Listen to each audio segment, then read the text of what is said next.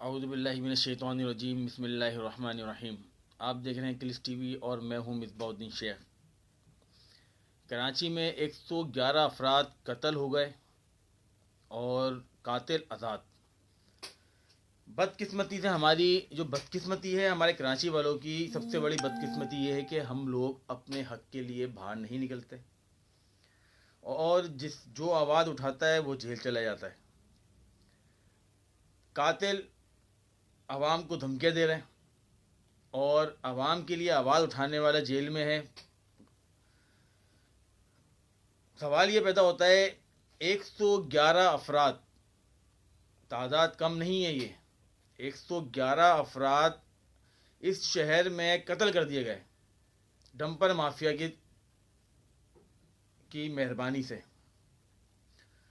اچھا، جو قتل کرے اس پہ تو کوئی بات نہیں ہو رہی، وہ ان قاتلوں کے خلاف کوئی بات نہیں ہو رہی۔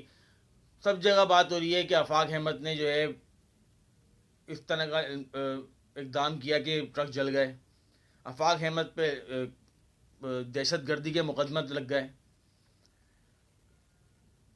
لیکن میرا سوال تو ان لوگوں سے ہے جو 111 افراد یعنی کہ 111 خاندان قتل ہوئے ہیں۔ کیا وہ 111 خاندان ایک روڈ پہ نہیں نکل سکتے اپنے حقوق کے لیے؟ یا پھر معذرت کے ساتھ مجھے تو ایسا لگتا ہے کہ وہ 111 افراد خاندانی ہی نہیں تھے، یا پھر ان کے خاندان میں ایکا نہیں ہے۔ اگر وہ خاندانی ہوتے یا خاندان میں ایکا ہوتا ان کے، تو ان کا روڈ پہ نکلنا ہی سب کے لیے عذاب پیدا کر دیتا۔ آفاق احمد صاحب آواز اٹھا رہے تھے اور ابھی بھی جیل جانے کے بعد بھی یہ ان کا گرفتاری کے ٹائم بھی ان کا یہ بیان تھا کہ میں اپنے موقف سے پیچھے نہیں ہٹوں گا۔